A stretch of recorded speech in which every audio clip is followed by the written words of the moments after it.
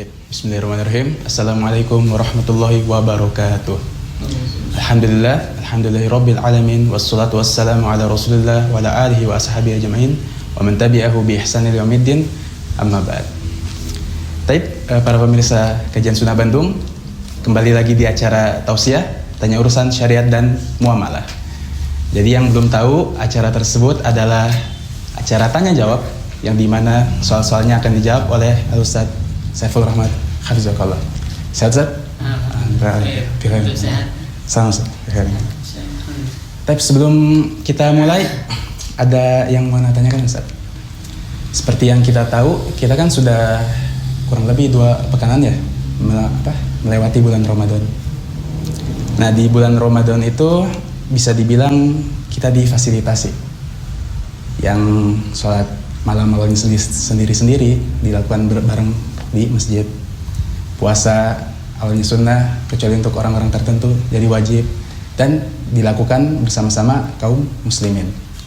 Biasanya hal-hal yang kita lakukan berbarengan tuh akan terasa ringan, Ustaz. Contoh kayak misalnya dapat nilai jelek gitu pas di sekolah, pas tahu teman kita dapat nilai jelek, kita akan terasa ringan. Pernah, Ustaz? Alhamdulillah. Sering ya. Ya. Baik.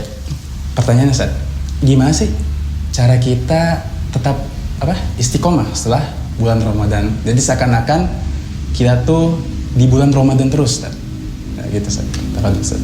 Masya Allah, barakallahu fikum, jazakallahu khairan. Bismillah, alhamdulillah, wassalatu wassalamu ala Rasulillah wa ala alihi wa man walah, asyhadu an la ilaha illallah, asyhadu anna Muhammadar Rasulullah. Ikhwatul iman yang semoga Allah muliakan, alhamdulillah Allah Subhanahu wa taala telah memperkenankan kita memasuki bulan Ramadan yang mulia, yang alhamdulillah sudah kita lewati. Dan tidak salahnya saya berdoa kepada Allah Subhanahu wa taala, taqabbalallahu minna wa minkum sholihal amal. Mudah-mudahan Allah Subhanahu wa taala menerima seluruh amal soleh kita yang kita lakukan di bulan Ramadan yang kemarin. Semoga setiap solat kita, ruku kita, sujud kita, kemudian tilawatul Quran kita, doa-doa kita, seluruh amal soleh kita, semoga itu menjadi pahala di sisi Allah Subhanahu wa taala, karena pahalanya begitu besar. Sebagaimana kata tadi, bahwasanya ya di dalam bulan Ramadan itu mudha'afatul ujur, dilipat gandakan segala pahala. Maka semoga setiap amal soleh kita diberikan oleh Allah Subhanahu wa taala penerimaannya. Mudah-mudahan Allah taala menerima setiap amal soleh kita, menjadikan setiap amal soleh ini menjadi penggugur dosa kita, peningkat derajat kita, dan penyebab Allah masukkan kita ke dalam surganya yang penuh dengan kenikmatan, insyaallah. Amin ya rabbal alamin. Khatul iman yang semoga Allah muliakan, tadi Kang Iman ya, Kang Hikmal, insyaallah. Kang Iqmal, Kang Iqmal tadi bertanya, dan mungkin ini bagian dari pertanyaan dari teman-teman ikhwan fillah semua, bahwasanya Ramadan setelah berlalu, kadang kita nurun ibadah kita, nurun semangat kita. Ya, mudah-mudahan ini tidak berlaku kepada kita, karena orang-orang yang diantara sukses, orang-orang yang diantara memiliki tanda-tanda sukses dalam menjalani Ramadan ini adalah orang-orang yang semakin bertambah ibadahnya, bertambah semangatnya dalam rangka ibadah kepada Allah Subhanahu wa taala. Maka bahkan kata para ulama, celaka orang-orang yang hanya menyembah di bulan Ramadan saja, sementara setelah Ramadan usai maka mereka kembali kepada kemaksiatan. Nauzubillah tsumma nauzubillah ya. Jadi kata Allah Subhanahu wa taala berfirman dalam sebuah ayat, A'udzubillahi minasyaitonir rajim, wala takunu kallati naqadat ghuzlaha. Janganlah kalian itu seperti orang yang seorang perempuan yang menguraikan benang yang sudah dipintal ya. Jadi setelah mimba diquatin angkasa. Jadi setelah dipintal ternyata diuraikan kembali. Artinya ketika kita sudah fokus beribadah bagus di bulan Ramadan, kemudian ketika kita masuk bulan Syawal kembali kepada kebiasaan yang lama, maka yang demikian bagaikan orang yang memintal kain, ya, orang yang sudah menyusun kain dengan sedemikian kuat tapi kemudian dibongkar kembali.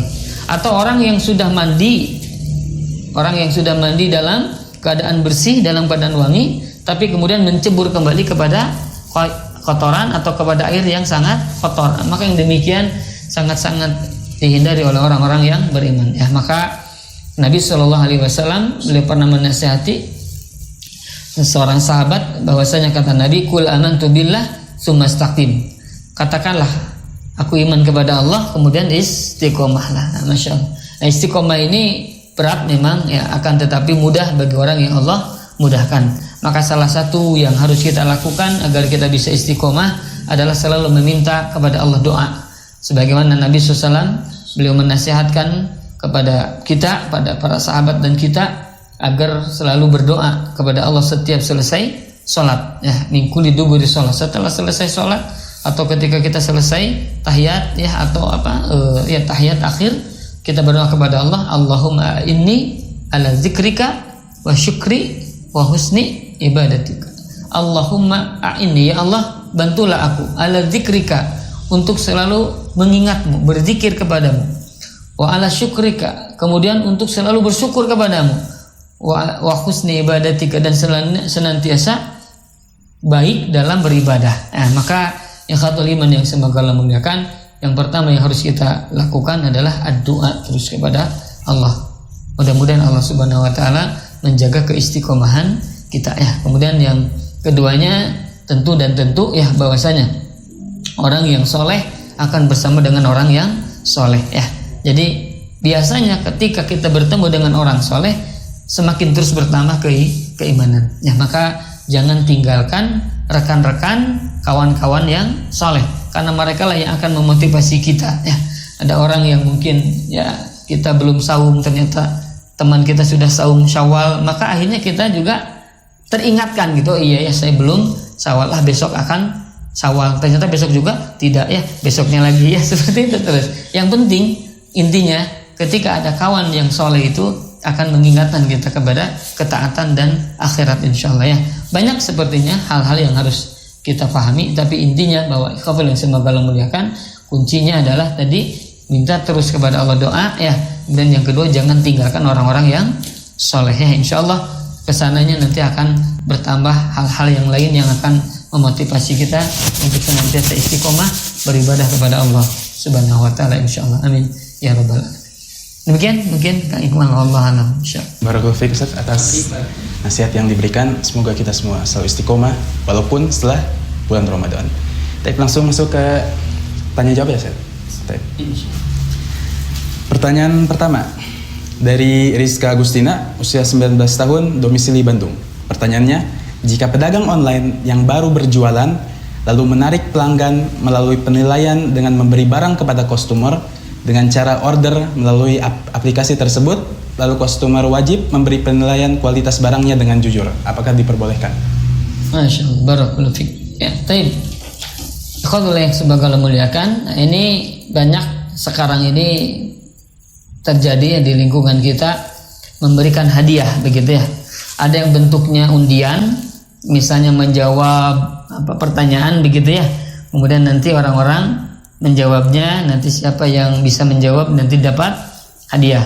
Ada juga yang seperti ini, artinya dia memberikan penilaian, ya, kemudian setelah memberikan penilaian kemudian diberikan hadiah, begitu, ya, atau giveaway, ya, namanya, ya. Apa kalau bahasa kitanya, bahasa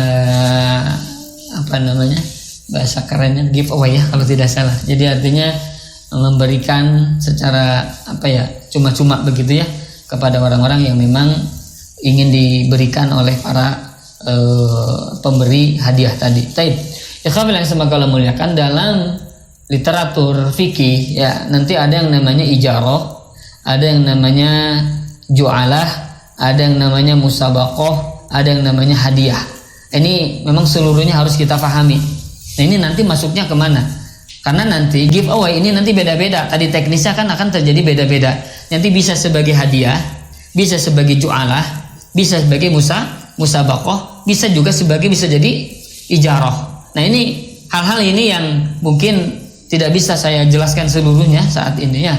Akan tetapi dari pertanyaan tadi, dari pertanyaan yang diajukan ya, bahwa ada orang yang dia itu akan memberikan kepada seseorang yang memberikan penilaian gitu ya. Setelah beri produk kemudian dia berikan penilaian. Nah, setelah diberikan penilaian maka akan diberikan hadiah. Baik. Akad yang pertama tentu jual beli, selesai ya, jual beli. Misalnya dia jual beli baju misalnya ya.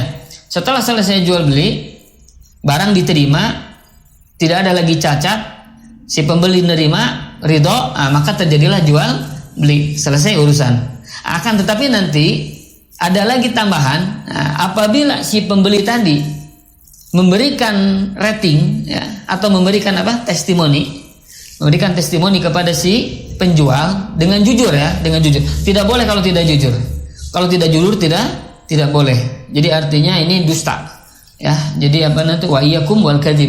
Hati-hati kalian dengan dusta. Fa innal kadzib yahdi ilal fujur, karena kedustaan itu akan mengarah kepada dosa. Wa innal fujur yahdi ilan nar, dan sesungguhnya dosa itu akan mengarahkan kepada neraka. Nah, maka jangan sampai memberikan penilaian dengan tidak jujur ya. Taib, itu yang pertama. Jadi diberikan penilaian secara jujur.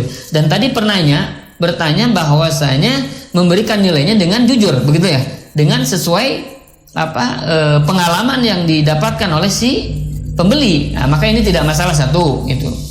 Kemudian yang kedua, bagaimana akhirnya kita berikan hadiah? Si penjual memberikan hadiah. Nah, maka kalau saya lihat dari kasus ini adalah masuk ke dalam hadiah atau hibah. Jadi ini adalah pemberian. Tapi pemberiannya mungkin ada syaratnya. Ada syarat ya. Syaratnya adalah dengan cara memberikan rating.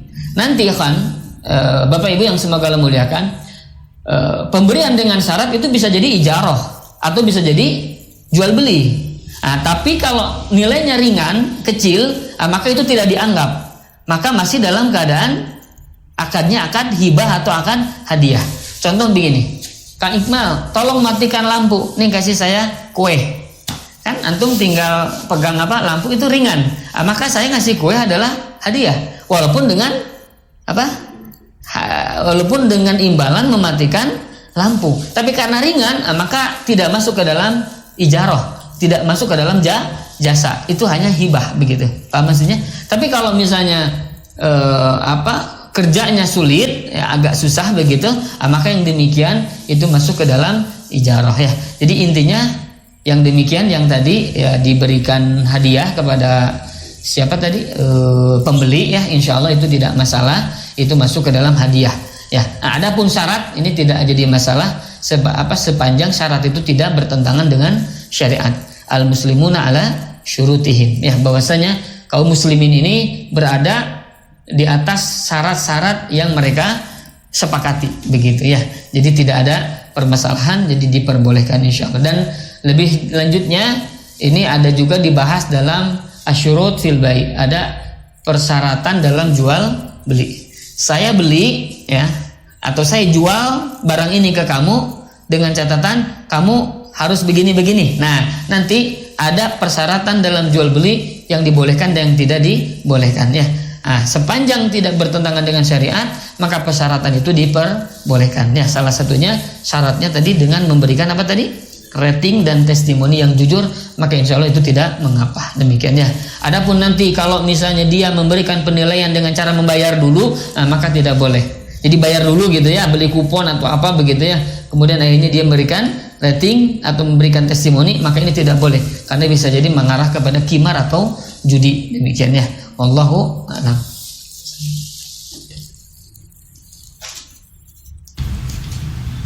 Tip ke pertanyaan kedua dari Rizal Sandi, usia 30 tahun, domisili Cilengkrang, Kabupaten Bandung. Pertanyaannya, bagaimana hukumnya jika kita melakukan sholat sebagai makmum dengan imam yang bacaan suratnya kurang fasih, baik Al-Fatihah maupun surat lainnya? Apakah sholat saya sah? Jika sholatnya tidak sah, apa saya sholat di rumah termasuk ada uzur syar'i karena sholatnya tadi? Jazakumullahu khairan. Barakallahu fikum. Tentang sholat di belakang imam yang salah bacaannya. Taib. Salah bacaan itu ada dua, ya. Ada yang lahan khafi, ada lahan jali. Ya, kesalahan yang memang dianggap kecil, gitu ya. Ada yang kesalahan yang memang fatal, yang akan merubah makna.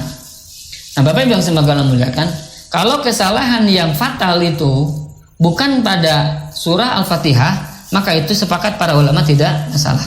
Jadi ada beberapa masalah. Satu, kesalahan yang ringan. Kesalahan yang apa? Ringan. Baik dalam masalah Al-Fatihah maupun surat-surat yang lainnya, maka yang demikian itu tidak menjadi masalah. Sholatnya tetap apa? Sah. Satu, lahannya lahan khafi. Jadi maksudnya kesalahan yang ringan, ya, dalam Al-Fatihah maupun dalam surat yang lain, jikalau tidak merubah makna, maka insya Allah sholatnya sah. Yang kedua, lahannya jali, lahannya besar, kesalahannya fatal, merubah apa? Makna. Nah, kesalahan yang fatal ini apabila pada surat selain Al-Fatihah, maka tidak masalah. Seperti misal surah Al-Baqarah, setelah baca Al-Fatihah baca surat Al-Baqarah, ternyata salahnya fatal, begitu ya. Maka yang demikian tetap dihitung sah. Nah, akan tetapi yang jadi masalah adalah ketika lahan jali ini kepada surah Al-Fatihah. Jadi kesalahannya itu ada pada surah Al-Fatihah. Maka ini ulama berbeda pendapat. Kenapa? Ada pertama yang mengatakan ulama tidak mengatakan, para ulama jumhur ulama mengatakan tidak sah. Kenapa? Karena Al-Fatihah adalah rukun dari sholat. Nabi SAW bersabda, la sholata liman lam yaqra bi ummil Quran atau bi fatihatil kitab. Tidak sah sholat bagi orang yang tidak membaca Al-Fatihah. Nah, orang yang salah dalam membaca Al-Fatihah sama dengan orang yang tidak membaca Al-Fatihah. Paham? Maka ketika dia salah fatal dalam Al-Fatihah, maka sholatnya tidak sah. Itu menurut kebanyakan ulama. Bisa dipahami? Kemudian selanjutnya ada juga yang mengatakan, ya, dirinci. Jadi ketika si imam ini salahnya salah yang jali, itu dirinci. Kalau si imamnya ini imam ummi itu orang yang orang awam, jadi orang yang nggak belajar agama, begitu ya. Kemudian yang diimaminya adalah orang-orang yang ummi juga, sama orang-orang awam, begitu. Maka mereka sholatnya sah. Ini kata Ibnu Qudamah, kemudian Syekhul Islam Ibnu Taimiyah, maka tidak masalah. Nah, yang jadi masalah adalah imamnya dia ummi, awam, kemudian dia salah dan makmumnya tahu bahwa ini adalah salah. Contoh misalnya, Siratal ladzina an'amta, gitu kan ya. Ini dibacaan amtu. Beda nggak maknanya? Beda. Jalannya orang-orang yang engkau beri nikmat, kan begitu ya. Tapi kalau an'amtu, yang aku beri nikmat, berbeda maknanya? Berbeda. Demikian. Atau yang lainnya, ghairil maghdubi alaihim waladdallin, bukan jalan orang-orang yang engkau benci dan juga orang-orang yang sesat. Tapi dia baca khairil maghdu, pakai kho bukan pakai gho. Beda nggak mananya? Sangat jauh. Khairil maghdu, sebaik-baik yang dibenci, dan sebaik-baik orang yang sesat. Nah, kan ini jadi menyimpang maknanya begitu jauh. Nah, jadi artinya kesalahannya, kalau dia itu kesalahan jali yang merubah makna, kemudian kita tahu sholat kita diimami oleh siapa? Oleh ummi, oleh orang yang awam tadi, dan kita tahu ini salah dan salahnya betul-betul menyimpang, maknanya jadi jauh. Maka yang demikian kata Syekhul Islam, kata Syekh Utsaimin dan juga para ulama, mufaraqatul jamaah, maka boleh untuk bahkan wajib hendaknya dia memisahkan diri dari jamaah. Bisa dipahami? Karena sholatnya tidak sah. Karena apa? Karena Al-Fatihahnya dia membacanya menyimpang dari mana yang sebenarnya. Paham ya? Nah, adapun pendapat yang kedua mengatakan tetap sah. Kenapa? Karena bahwasanya makmum itu ya, dia tidak menjadi wajib untuk baik dalam bacaan Al-Fatihah ya, kecuali dia dalam keadaan menjadi imam. Kalau misalnya seorang imam dia membaca baik, ya maka kebaikan itu bagi makmum.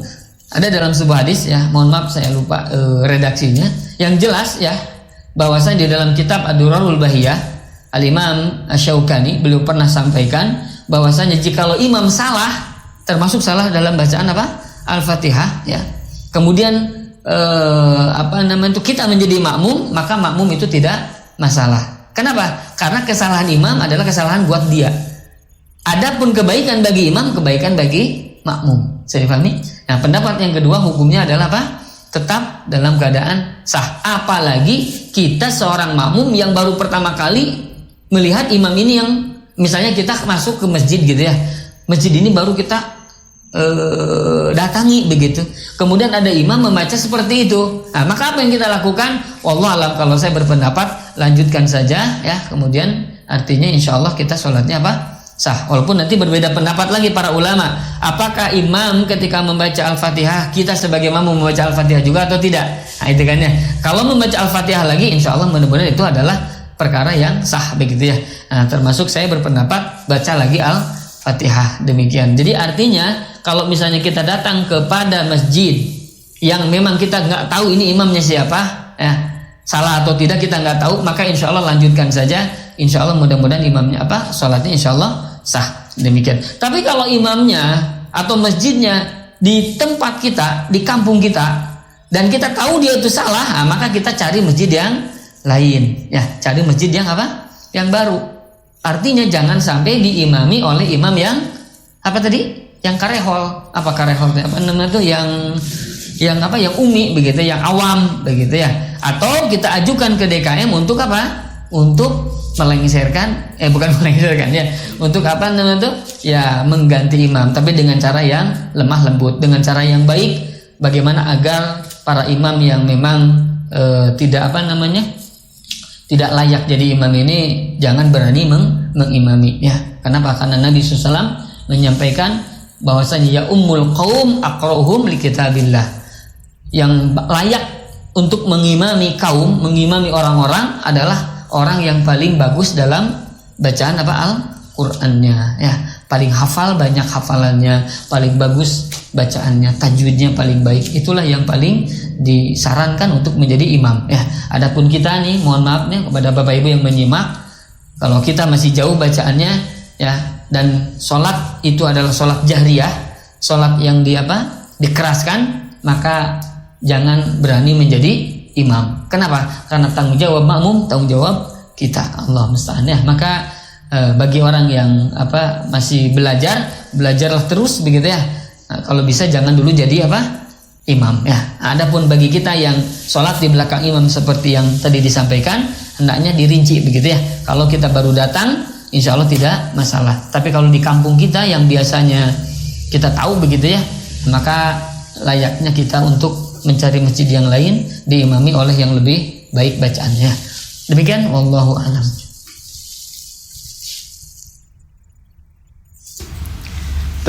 Pertanyaan ketiga dari Abu Arman, 52 tahun, domisili Bandung. Pertanyaannya, apa hukumnya mengerjakan pekerjaan dari bank konvensional, semisal konstruksi kantornya atau mensuplai peralatan kantor bank tersebut? Masya Allah, barakallahu fiik. Bapak Ibu yang semoga Allah muliakan, Lajnah Daimah, Syekhul Islam, kemudian Syekh bin Baz, mereka pernah ditanya tentang hukum menyewakan bangunan untuk perbuatan ribawi ya, salah satunya untuk aktivitas perbankan yang ribawi, maka hukumnya tidak diperbolehkan. La yajuz, tidak diperbolehkan kata Lajnah Daimah, kemudian Syekh bin Baz dan yang lainnya mengatakan itu tidak diperbolehkan. Kenapa? Karena ini masuk ke dalam at-ta'awun. Ta'awanu 'alal birri wat taqwa wa la ta'awanu 'alal ismi wal udwan. Tolong menolonglah kalian dalam kebaikan dan ketakwaan, dan jangan kalian tolong menolong dalam dosa dan permusuhan ya. Nah, di antara yang tidak diperbolehkan adalah ta'awun dalam perbuatan ribawi begitu ya. Jadi jikalau misalnya seseorang ya dia menolong terjadinya atau jadi jembatan terjadinya transaksi tersebut, makin demikian tidak bolehkan, atau namanya sadud dzari'ah ya dalam bahasa fikih itu, dalam usul fikih itu mencegah perbuatan yang haram terjadi ya. Maka para ulama mengatakan tidak diperbolehkan karena itu masuk ke dalam inti dari terjadinya perbuatan dosa tadi, begitu ya. Jadi sebagaimana Nabi SAW sampaikan, la'ana Rasulullah, para sahabat sampaikan, la'ana Rasulullah SAW akil riba wa mukilahu wa katibahu wa syahidaihi. Nabi melaknat orang yang memakan riba, memberi makan nasabahnya, begitu ya, para penulisnya, para penulisnya, misalnya sekretarisnya dan lain sebagainya, begitu ya. Kemudian saksinya. Nah, kata Imam An-Nawawi, seluruh yang berpotensi untuk terjadinya perbuatan riba maka itu adalah diharamkan, walau tidak masuk ke dalam 4 perkara ini. Bisa dipahami ya? Jadi terjadinya perbuatan riba itu ya, maka itulah sama hukumnya diharamkan ya, demikian. Jadi ya, wallahu alam, mudah-mudahan ada pekerjaan lagi di tempat yang lain, Allah mudahkan ya. Khawatir begitu ya, ketika kita bertransaksi dengan orang-orang yang seperti itu akan terjadinya perbuatan-perbuatan yang Allah larang ya. Wallahu a'lam. Demikian. Ke pertanyaan keempat. Assalamualaikum, dari Yunus, 34 tahun, domisili Gede Bage. Mau bertanya, Ana udah punya anak 2, sedangkan lowongan kerja di Bandung banyak yang jauh di bawah UMR 1 juta sampai 1,5, kurang buat sehari-hari. Ada yang UMR harus pakai uang administrasi, tekanan dari sana sini yang pengen dikasih uang lebih dari 1 juta. Ana harus bagaimana? Ana harus bagaimana? Nggak tahu ya saya juga. Masya Allah, barakallahu fiik. Masya Allah. Kami yang semoga Allah muliakan. Allah Ta'ala berfirman, a'udzubillahi minasyaitonirrajim, wala nabluwannakum bisyai'in minal khauf wal ju' wa naqsim minal amwali wal anfusi was samarat wa basyiris sabirin. Masyaallah. Sungguh kami akan memuji kalian dengan sedikit rasa bisyai'in minal khauf, dengan sedikit rasa takut, wal ju' dan juga rasa lapar, wa naqsim minal amwali wal anfus, dan kekurangan harta dan juga jiwa. Jadi salah satu ujian dari Allah Subhanahu wa taala adalah kita kekurangan harta, begitu ya? Antum pernah kekurangan harta? Tiap hari ya. Ini orang-orang yang kekurangan semua kita ya, insyaallah. Tapi ya yang semoga Allah muliakan. Nah, salah satu ujian adalah Allah berikan cobaan dalam kekurangan harta. Dan mohon maaf ya, tadi penanya dia dapat gaji berapa? 1,5 juta.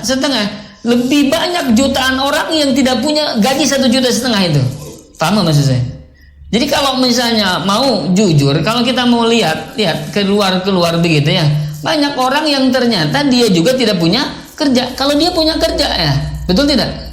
Beliau punya kerja 1,5 juta digaji. Ternyata jutaan orang di luar masih belum punya pekerjaan. Sementara anak mereka ngalut banyak begitu ya. Jadi Masya Allah, ujian itulah yang Allah Subhanahu wa ta'ala berikan kepada orang-orang yang beriman. Maka kata Nabi, kata Allah Subhanahu wa ta'ala tadi, kemudian wabasyiris sabirin, beri kabar gembira bagi orang-orang yang sabar. Subhanallah, ikhwan yang semoga Allah muliakan. Berat saya ngomong begini ya. Kenapa? Karena bicara sabar itu begitu mudah, tapi begitu prakteknya sangat-sangat sulit ya. Tapi bagi orang yang beriman, kesulitan itu adalah yang harus kita jalani. Kenapa? Karena ikhwafil yang semoga Allah muliakan, kesabaran itulah yang akan menjadikan kita orang yang mulia di sisi Allah Subhanahu wa ta'ala. Betul ya? Bapak Ibu, ikhwafil yang semoga Allah muliakan, sabar itu ada 3. As-sabru fi ta'atillah, sabar dalam ketaatan kepada Allah.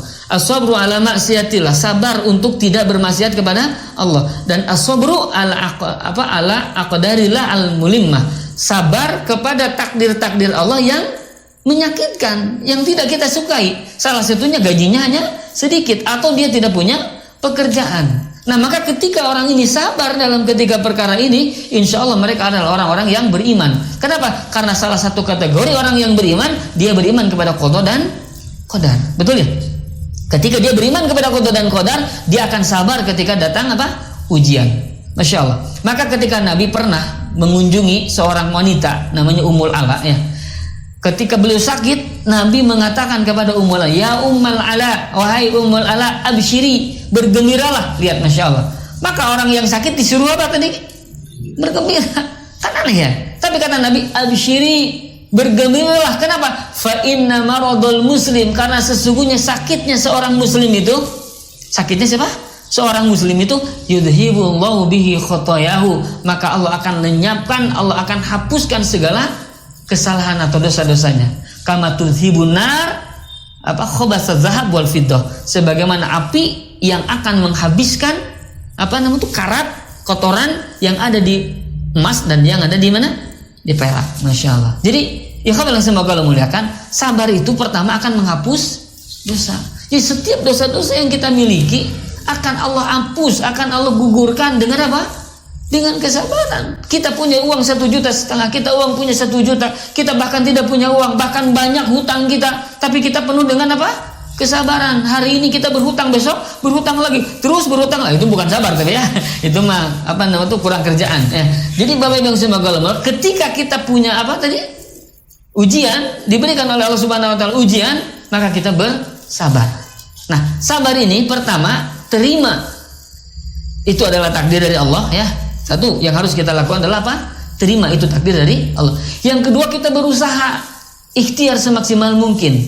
Jangan hanya menerima kemudian berdiam diri di rumah begitu ya. Maka harus yang kita lakukan cincung, apa bahasa kitanya cincung itu ya, gerak ke sana kemari. Antum bangun relasi, datang ke sini, datang ke situ dan lain sebagainya. Allah akan mudahkan, Allah akan berikan apa? Jalan, insya Allah. Manjadda wajada. Barang siapa bersungguh-sungguh pasti dia akan kecapean. Barang siapa bersungguh-sungguh pasti dia akan apa? Mendapat apa? Hasil. Betul tidak? Ketika seseorang bersungguh-sungguh, insya Allah akan Allah berikan jalannya. Ikhwan, akhwat, Bapak Ibu yang semoga Allah muliakan, banyak orang ya yang dia tidak punya kaki, tapi Masya Allah dia sabar gitu kan dalam rangka apa? Mencari rizki. Masya Allah. Saya kemarin baru dipijit oleh orang yang tunanetra. Masya Allah. Saya tanya berapa penghasilan, berapa setiap hari. Pak, kadang ada, kadang tidak. Masya Allah ya Rabbi. Bayangkan tidak punya apa? Tidak punya mata. Masya Allah. Tapi ternyata Allah masih berikan apa? Rizki. Apalagi kita dalam keadaan sehat, kaki kita kuat begitu ya, badan kita sehat, mata kita normal dan lain sebagainya. Malu kalau kita masih banyak apa? Mengeluh. Malu kalau kita masih banyak apa? Mengadukan nasib kita kepada manusia. Tidak ada harganya bagi orang-orang yang banyak mengeluh. Yang harus kita lakukan apa? Berjuang, mencari bagaimana nasib itu akhirnya nanti akan Allah berikan yang terbaik ya. Jadi yang pertama harus sabar. Ingat pahala begitu besar ya. Allah cintai, innallaha yuhibbus sabirin. Sesungguhnya Allah mencintai orang-orang yang apa? Sabar. Dan kemudian orang-orang yang sabar itu pahalanya tidak apa? Terbatas. Innama yuwaffas sabiruna ajrahum bighairi hisab. Sesungguhnya orang-orang yang sabar itu akan Allah cukupkan ya pahalanya. Allah akan berikan pahalanya itu bighairi hisab, tanpa ada perhitungan. Masya Allah. Itu banyak sekali di antara keutamaan apa? Sabar. Jadi lakukan dengan apa? Penuh kesabaran. Ya, tapi tadi saya catat, kesabaran itu bukan hanya menerima apa? Takdir, tapi juga berjuang bagaimana agar kita bisa berubah Allah rubah takdir kita dari yang tadinya miskin menjadi orang yang layak untuk Allah berikan kekayaan. Dan kekayaan itu bukan untuk menyenangkan diri kita, tapi bagaimana agar kita bisa berbagi kepada orang-orang yang membutuhkan ya. Demikian wallahu alam. Kemudian yang ketiga, ini bagi orang-orang yang berkecukupan, orang-orang yang punya harta, orang-orang yang memiliki kelebihan dunia. Maka perhatikan orang-orang seperti ini begitu ya. Kalau dia mampu untuk mempekerjakan mereka, pekerjakan. Kemudian apa? Kuras keringat. Bukan kuras keringat ya. Salah. Ketika dipekerjakan, berikan gaji yang yang layak. Masya Allah. Maka atau berikan sedekah atau berikan zakatnya kepada orang-orang yang memang seperti ini yang membutuhkannya. Demikian ya. Jadi intinya wallahu alam, itu yang mungkin saya nasihatkan untuk saya sendiri dan juga kawan-kawan semua, khususnya bagi penanya tadi. Bersabarlah, karena kesabaran itu begitu indah, begitu besar pahalanya. Nah, kemudian yang kedua, ikhtiarlah semaksimal mungkin, jangan pernah mengeluh, jangan pernah menyerah ya, bahwasanya Allah pasti akan memberikan jalan keluar, begitu ya. Innallaha la yughayyiru ma biqaumin hatta yughayyiru ma bi anfusihim. Allah tidak akan mengubah suatu kaum sampai dia mengubah dirinya sendiri ya. Demikian wallahu a'lam. Pertanyaan kelima sampai 7 malah. Ya. Dari Muhammad, usia 44 tahun, domisili Riyadh, Kingdom of Saudi Arabia. Pertanyaan pertama dulu ya Ustaz. Assalamualaikum warahmatullahi wabarakatuh. Ana sudah sekitar 15 tahun kerja di Riyadh. Setiap 2 tahun Ana cuti sekitar 2-4 bulan. Apa hukumnya meninggalkan istri dan anak untuk mencari nafkah dengan waktu yang cukup lama? Menyadari mencari kerja di Indo susah. Baik, Masya Allah, barakallahu fiik. Mudah-mudahan Allah berkahi beliau ya dan kita semua.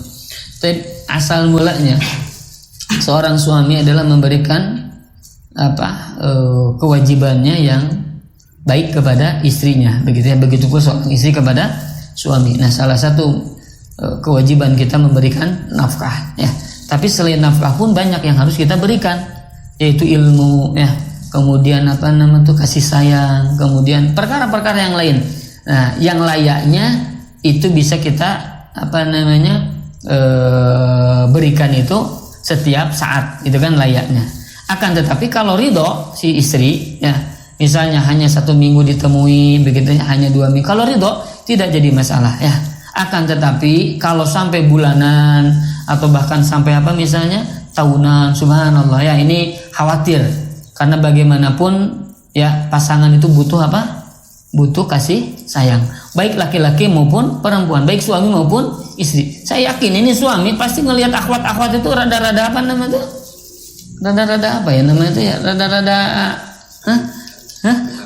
ya, bukan tertarik lagi ya.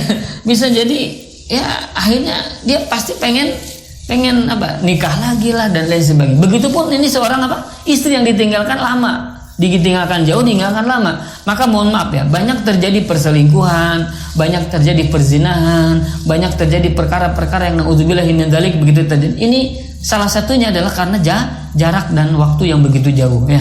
Jadi kalau memungkinkan dan bisa ya, insya Allah carilah di negeri sendiri.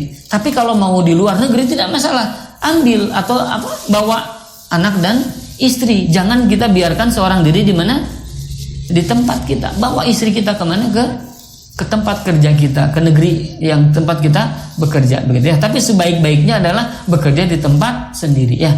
Walaupun misalnya gaji di tempat sendiri misalnya 20 juta, di tempat lain hanya 2 juta, lebih baik di tempat sendiri. Nyanyat.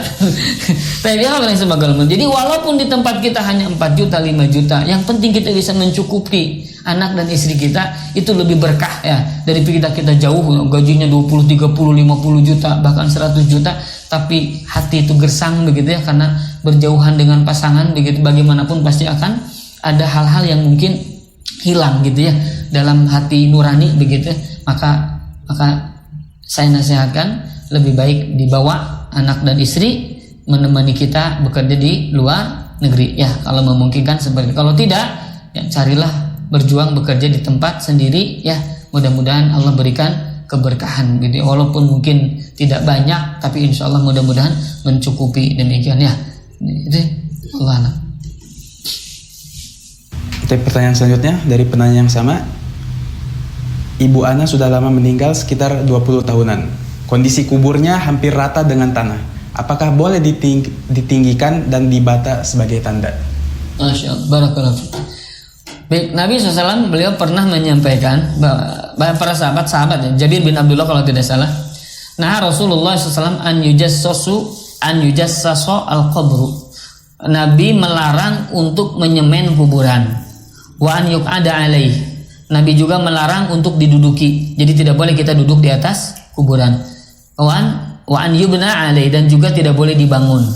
Nah, jadi yang tidak diperbolehkan adalah ditinggikan dalam rangka untuk dibangun, ditembok, itu ya, dibuat dibuat semen begitu, maka tidak diperbolehkan. Adapun ditinggikan sekedar misal 1 jengkal seperti punduk unta begitu ya, nah, maka demikian tidak masalah, memperlihatkan bahwa itu adalah kuburan. Karena kalau rata justru ini khawatir ini seperti apa?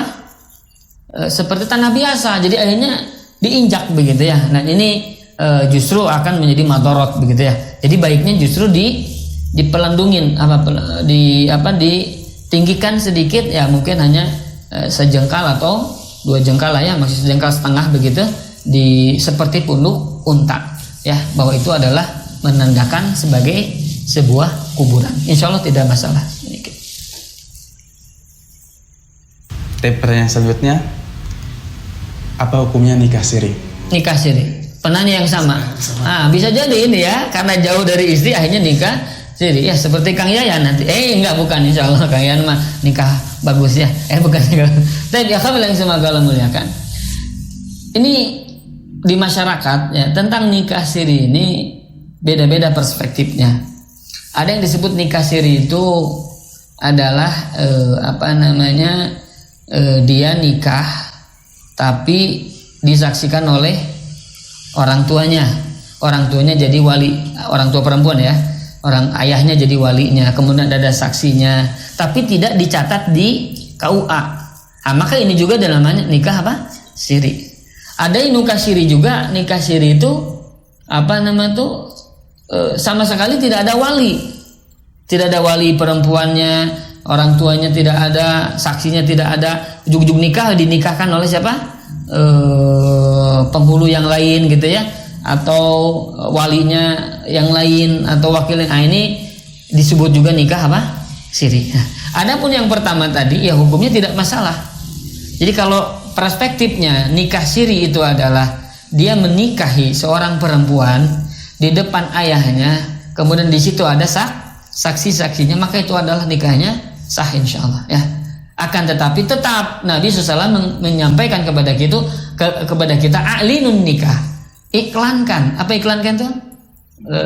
Berikan pengumuman, berikan pengetahuan kepada orang lain bahwa kita sudah menikah, baik secara punya tetangga gitu ya, kita bagikan makanan atau kita undang gitu ya, dan lain sebagainya. Maka yang demikian itulah yang lebih baik ya. Jadi kalau nikah sirinya di depan siapa tadi? Orang tuanya, ada saksinya, ada mahar dan sebagainya, maka insya Allah tidak masalah. Adapun nikah siri yang tidak ada walinya, tidak ada saksinya, maka inilah para ulama jumhur mengatakan itu tidak sah ya.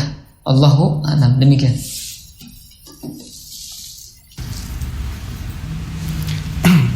Pertanyaan ke-8 dari Irfan Irawan Sukirman, usia 32, domisili Bandung, Regol. Pertanyaan, qadarullah, anak punya mertua yang masih melakukan hal-hal yang keliru seperti yasinan, tahlilan, safar ke makam gitu Keduanya saat ini tipikal yang sangat menolak sekali masukan dari anak-anaknya. Ketika dalil yang benar disampaikan, akhirnya jadi bahan ejekan Salafi Wahabi. Jadi ya akidahnya itu berbeda dengan jalannya kita. Dia pernah bilang, wajib katanya nanti mengadakan syukuran 7 bulanan. Ana bingung gimana mesti bersikap selain saat ini berdoa ke Allah semoga ada keajaiban supaya nggak ngadain acara tersebut, karena nggak ada manfaatnya sama sekali. Apalagi kan kalau dibumbui kepercayaan tersendiri seperti ngaruh ke rezeki anak dan lain-lain, itu termasuk syirik. Itu sih kan keluhannya. Mungkin Ustadz ada nasihat yang bisa Ana amalkan. Insyaallah barakallahu fiik. Ya, memang ujian kita berbeda-beda ya. Salah satunya dihadapkan dengan orang tua yang memang ya berbeda pemahamannya begitu ya. Salah satu yang memang terjadi di kita ya, yang harusnya, yang bagusnya itu ketika ada orang yang meninggal itu diberikan makanan begitu ya. Tapi justru terjadi di kita, orang yang meninggal itu harus mengeluarkan biaya untuk mengumpulkan orang-orang makan. Bahkan ada yang sampai berhutang untuk seperti hajatan, bahkan lebih dari hajatan. Kalau hajatan hanya 1 kali kan, tapi kalau ini bisa berulang-ulang ya. Pas meninggalnya nanti hari ke-7-nya, bahkan 1 hari sampai hari ke-7 terus memberikan makanan gitu, dan dipaksakan, dan demikian yang akhirnya menjadi madharat bagi orang yang bersangkutannya demikian. Walaupun awalnya niatnya adalah dalam rangka ingin sedekah jariyah, tapi sedekah jariyah ini sesuai dengan kemampuan dan tidak harus disertai dengan tata cara yang khusus. Jadi kalau mau sedekah jariyah ya tinggal kita sedekah, misalnya mau ke masjid, mau ke pesantren dan lain sebagainya, maka yang demikian menjadi sedekah jariyah ya. Tidak dengan cara yang khusus, dengan cara waktu khusus, dengan cara mengkhususkan ritual tertentu yang khusus, maka yang demikian itu tidak menjadi kebaikan insya Allah. Kenapa? Karena khawatir ini adalah justru bertentangan dengan syariat Nabi Shallallahu Alaihi Wasallam, ya, di mana Nabi tidak pernah merayakan ya kematian, ya, apalagi di hari kesekian dari kesekian itu tidak pernah merayakan sama sekali. Para sahabat pun demikian, ya. Maka kalau kita ingin mencontoh sahabat, ya contohlah kalau kita ingin betul-betul murni, ya contohnya Nabi dan para sahabat, ya. Nah, kemudian bagaimana jikalau misalnya ada pemahaman yang berbeda dengan keluarga kita pun, ini terjadi di keluarga anak sendiri begitu ya, kemudian di teman-teman. Nah, disinilah perlu ketenangan dan juga kesabaran. Yang bagi al-rifq wal hilm, kata para ulama, hendaklah kita tetap dalam keadaan lemah lembut, dalam keadaan baik, dalam keadaan menasihati dengan penuh kelembutan, ngobrol dengan baik-baik, ya, bahwasanya intinya ya kita tidak mencela dan kita tidak menjelek-jelekan orang yang melakukan hal yang seperti itu. Akan tetapi untuk diri kita sendiri kita tidak melakukannya. Nah, sehingga insya Allah kalau kita jelaskan dengan baik, mudah-mudahan orang tua akan paham, keluarga juga akan paham, ya. Artinya ya insya Allah dengan kebaikan itu akan berbuah kebaikan pula begitu. Ketika kita lembut, ketika kita hati-hati, maka insya Allah mudah-mudahan hasilnya akan baik, ya. Tapi kalau misalnya ternyata masih kekeh dan lain sebagainya, masih dalam keadaan keras begitu ya, ya kita perlu banyak sabar, ya. Kemudian bagaimana kalau misalnya ternyata diwajibkan harus dan lain sebagainya, apabila kita tidak bisa menghindarinya, mudah-mudahan ini dalam keadaan darurat. Nah, dalam keadaan darurat. Bahwasanya darurat itu maksudnya apa? Ya kita tidak tidak ingin, ya, akan tetapi dipaksa begitu ya. Bahkan biayanya dari orang tua misalnya. Nah, maka demikian kita tidak akan tidak ada pilihan lain begitu ya. Artinya mudah-mudahan itu Allah tidak jadikan sebagai dosa, ya. Bahwasanya sebuah kaidah darul mafasid muqaddamun alal jalbil masalih.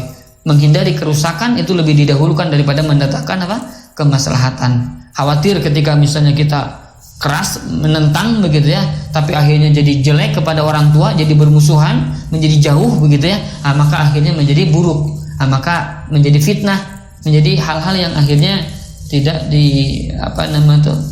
tidak dikehendaki seperti itu, maka ini dihindari. Jadi kita sedikit demi sedikit mendakwahkan begitu ya, kalau kita tetap berjuang untuk menghindari hal-hal yang memang kita tidak layak untuk kita lakukannya, dengan cara baik-baik kita jelaskan, ya mohon maaf saya tidak bisa melakukan ini, melakukan itu karena keyakinan saya begini-begini gitu ya. Jadi artinya mudah-mudahan bisa difahami, dan kebanyakan insya Allah ya saya pun sama, keluarga begitu ya, kemudian yang lain pun sama, insya Allah mudah-mudahan bisa menerima, ya. Wallahu a'lam, demikian. Pertanyaan ke-9 dari Ade Rosidah, usia 57 tahun, domisili Cipamokolan, Kota Bandung. Pertanyaannya, ketika seseorang wafat dan meninggalkan harta warisan, apakah si mayit dapat pahala? Bagaimana jika dibandingkan kalau harta tersebut diwakafkan? Bapak Ibu yang semoga Allah muliakan, jadi pahala itu adalah dengan niat dan dengan perbuatan seorang tersebut.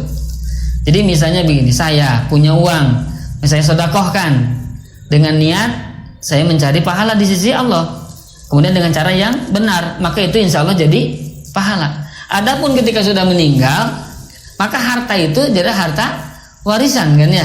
Maka yang demikian itu tidak akan menjadi kebaikan, kecuali dia niatkan bahwasanya dia mengumpulkan harta itu untuk meninggalkan kebaikan bagi anak-anaknya. Maka yang demikian punya pahala dari sisi apa? Dari sisi dia itu mengumpulkan uang untuk memberikan kepada anak dan istri nanti ketika meninggal. Sebagaimana Nabi SAW bahwasanya lebih baik kalian itu meninggalkan anak cucu yang berkecukupan daripada meninggalkan anak cucu yang meminta-minta, kekurangan, fakir miskin dan meminta-minta.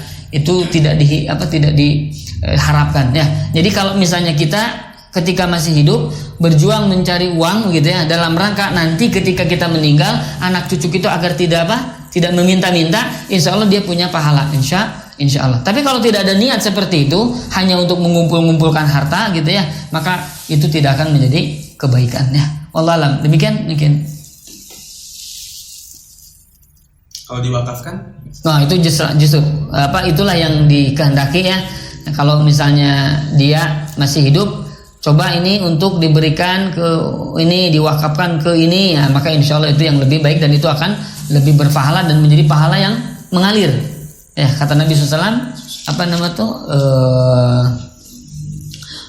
Idza mata ibnu Adam in qata amalu illa min salas. Apabila anak Adam meninggal, terputus seluruh amal kecuali 3 perkara. Salah satunya sedekah jariyah. Maka wakaf adalah diantara sedekah jariyah. Jadi walaupun sudah meninggal, insya Allah pahalanya akan terus mengalir. Insya Allah. Demikian.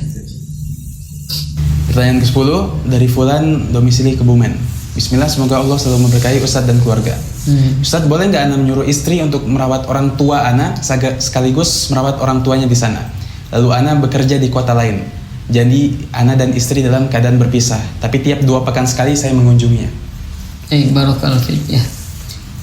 Kalau istrinya ridho, istrinya menerima, maka insya Allah tidak masalah, ya. Akan tetapi baiknya ya kita juga harus mengetahui kondisi istri, apalagi menjaga 2 orang tua, begitu ya.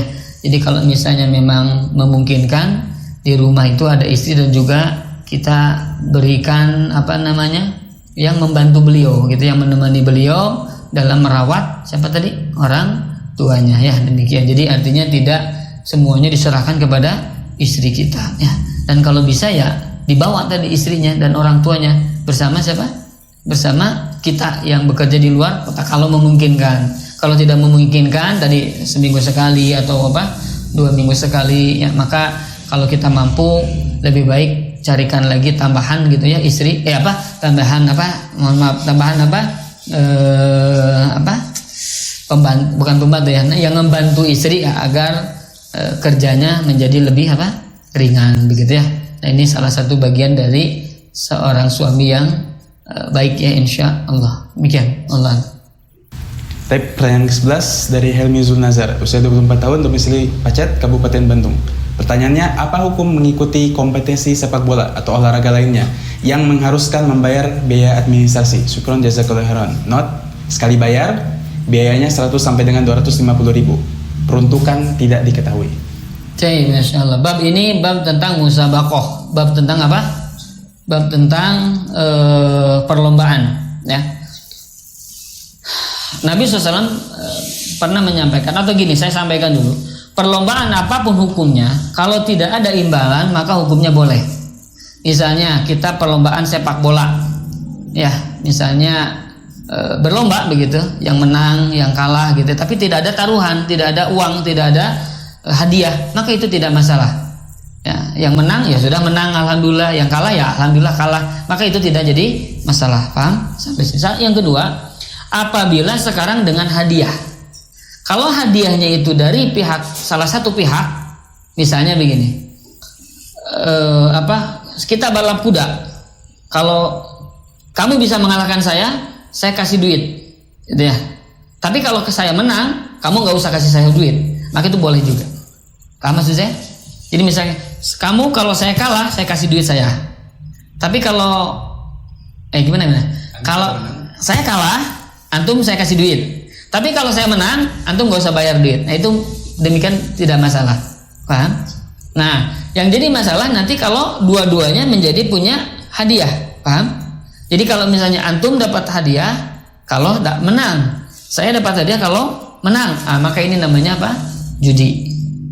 Paham maksudnya? Ya, kalau yang semoga Allah muliakan, Nabi SAW pernah menyampaikan dalam riwayat Al-Imam At-Tirmidzi, la sabqa illa fi salas. Tidak boleh mendapatkan hadiah perlombaan kecuali dalam 3 perkara. Finasal, balap kuda, kemudian fi khif, dalam rangka balap unta, ya, kalau tidak salah. Satu lagi fi hafir, balap memanah balap kuda dan juga balap unta. Nah, para ulama mengatakan 3 kategori ini adalah kategori untuk jihad. Kategori untuk apa? Jihad. Jadi segala perkara yang akan membantu jihad, ya, maka hadiah itu diperbolehkan, ya. Contoh misalnya dalam rangka untuk jihad, contohnya misalnya lomba menembak. Karena kan menembak ini bagian dari apa? Jihad. Atau misalnya lomba untuk pesawat terbang, nyupirin pesawat terbang misalnya begitu. Ini bagian dari apa? Jihad. Maka diperbolehkan ya mendapatkan hadiah. Paham? Nah, kemudian yang ketiga, contoh lagi yang akan membantu jihad adalah dalam rangka syiar keagamaan, tahfidz Quran, apalagi misalnya apa contohnya? Lomba azan ya yang menyemangati orang untuk ibadah, maka para ulama sepakat membolehkan. Jadi kalau misalnya ada pihak ketiga yang memberikan hadiah kepada orang-orang yang memperlombokan yang seperti, maka yang demikian tidak masalah. Paham ya?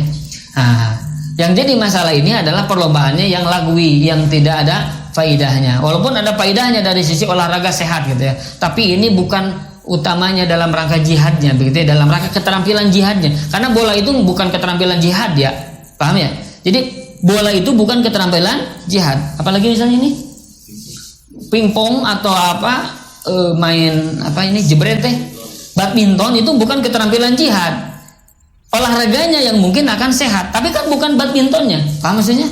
Jadi maka pola badminton, olahraga apa tadi, main bola itu tidak dikategorikan sebagai jihad. Kenapa bukan keterampilan jihad? Paham? Karena yang dijadikan alat ukurnya keterampilannya gitu. Bukan apa? Bukan olahraganya, tapi keterampilannya. Sepak bola, apa tadi? Badminton, pingpong, itu kan keterampilannya yang diadukan, betul tidak? Seperti tadi balap kuda, apalagi memanah, apalagi balap unta, itu keterampilannya itu. Maka itu dikategorikan keterampilan jihad. Ya, azan, apalagi tahfidz hadis, itu keterampilan itu. Nah, itulah yang mendapatkan hadiah. Jadi dapat hadiahnya karena keterampilan itunya, bukan karena olahraganya, betul tidak? Nah, maka olahraga sepak bola itu tidak dikategorikan sebagai apa? Kategori jihad. Maka lebih baik tidak menerima apa? Hadiah walaupun dari pihak ketiga. Kenapa? Karena kalau kita menerima hadiah dari pihak ketiga untuk perlombaan yang seperti ini, maka akhirnya apa? Akhirnya akan manusia berbondong-bondong untuk menjadi seorang seperti itu. Paham maksud saya? Kenapa sekarang mohon maaf ya ingin jadi atlet ini, jadi atlet itu? Kenapa? Karena banyak duitnya. Betul tidak? Karena akan banyak ini apa? Akhirnya apa? Orang itu fokus ke dalam bola, bukan fokus kepada Al-Quran. Fokus kepada apa? Mohon maaf ya, bukan saya berarti naudzubillah ya, bukan berarti saya menafikan orang-orang yang bergelut dalam hal seperti itu. Boleh kita sepak bola, boleh, tapi jangan sampai apa itu mencari apa dunia dengan cara yang seperti tadi ya. Lebih baik dengan cara yang apa? Yang lain, agar apa? Agar kita apa ya lebih berkah begitu ya hidupnya. Kenapa? Karena orang kalau sudah fokus dalam bab itu, dia akan dalam 24 jam itu sebagian besar waktunya fokus kepada perkara yang hal yang demikian. Paham maksud saya? Ya, maka lebih baik ya jangan menerima hadiah untuk perlombaan yang bersifat apa tadi? Yang bukan jihad. Apalagi kalau hadiahnya itu dari sama peserta. Ya, paham? Yang kalah bayar, yang menang dapat. Nah, itu adalah judi jelas ya. Jadi itu haram dan harus dihindari. Wallah demikian. Jadi sebenarnya mengikuti kompetisi sepak bola dengan bayar biaya tidak boleh. Tidak boleh. Itu masuk ke dalam judi. Terakhir Ustaz. Ya. Dari Akbar, domisili Soreang. Pakaian yang terkena air genangan yang di jalan, apakah pakaian tersebut jadi terkena najis? Dalam bab najis ya adalah disebut najis itu segala perkara yang memang oleh syariat disebut najis, bukan oleh karena adat kebiasaan. Contoh misalnya ludah, najis bukan itu? Bukan.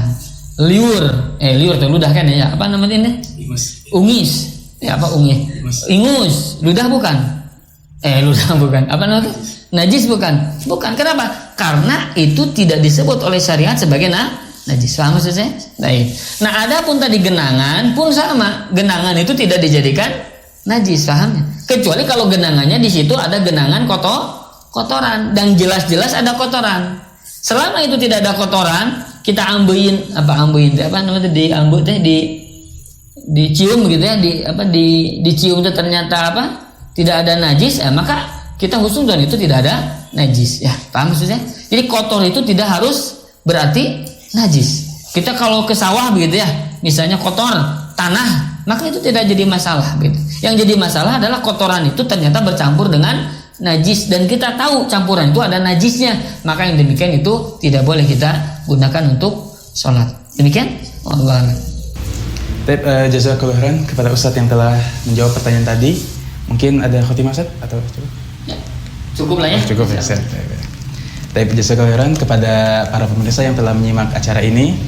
Mungkin ada yang belum tahu cara mengirim pertanyaannya. Jadi di tiap bulan itu ada sounding terkait tausiah, ya. Dari kapan? Dari awal bulan. Sampai kapan? Sampai waktu ditentukan. Waktu ditentukan itu kapan? Lihat poster aja nanti ya. Tapi kami segenap kru yang bertugas, mohon maaf atas segala kekurangannya. Akhir kata kita tutup dengan doa kafaratul majelis. Subhanakallahumma wa bihamdik, asyhadu an la ilaha illa anta astaghfiruka wa atubu ilaik. Wassalamualaikum warahmatullahi wabarakatuh.